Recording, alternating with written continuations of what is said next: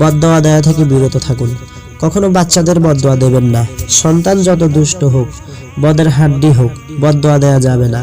আমরা রাগের চোটে মারাত্মক এই ভুলটা করে বসি। মনে রাখতে হবে, বুলেট মিস হতে পারে, কিন্তু বাবা মায়ের দোয়া মিস হওয়ার সম্ভাবনা ক্ষীণ। রাসূলুল্লাহ সাল্লাল্লাহু আলাইহি ওয়াসাল্লাম বলেন, 3 ব্যক্তির দোয়া নিঃসন্দেহে কবুল হয়: মজলুমের দোয়া, মুসাফিরের দোয়া, সন্তানের জন্য পিতা মাতার দোয়া। সুনান ইবনে মাজাহ। বাবা মায়ের রাগের মাথায় বলা কথাটাও আল্লাহ কবুল করে নিতে পারেন।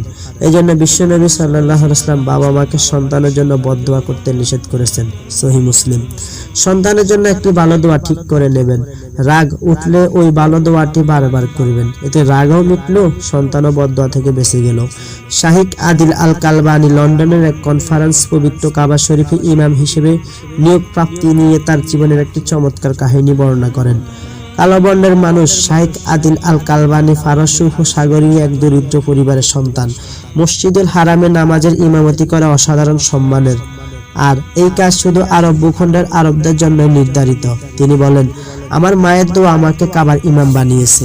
নিউ ইয়র্ক টাইমসের সঙ্গে এক সাক্ষাৎকারে শাইখ কালবানি বলেন, ছোটবেলায় আমি ছিলাম খুব দুষ্ট প্রকৃতির। দুষ্টুমি করে প্রায়শই মাকে রাগাতাম, কিন্তু আমার মা ছিলেন খুবই দিনদার একজন মহিলা। তিনি জানতেন আল্লাহর কাছে দোয়ার কি শক্তি। আন্তরিকভাবে করা দোয়া কখনো বিফলে যায় না। তিনি দোয়া করাটা তার অভ্যাসে পরিণত করেছিলেন। আমার উপরে মা যখনই রেগে যেতেন, তখনই বলতেন, আল্লাহ যেন তোমাকে পথ দেখান এবং তোমাকে কাবার ইমাম বানান। আল্লাহ আমার মায়ের দোয়া কবুল করেছেন এবং আমি আজ কাবার ইমাম। অভিভাবকদের উদ্দেশ্যে তিনি বলেন, যখন আপনার সন্তান দুষ্টুমি করবে অথবা খারাপ আচরণ করবে, তখন তাকে গালমন্দ করবেন না। এতে বিপর্যয় ঘটতে পারে। রাগান্বিত অবস্থায় আপনাদের ভাষা সংবরণ করুন। আপনার ছেলে মেয়েদের জন্য ভালো দোয়া করার অভ্যাস তৈরি করুন। এমনকি যখন আপনি অনেক রেগে যান, তখনও তার জন্য দোয়া করুন।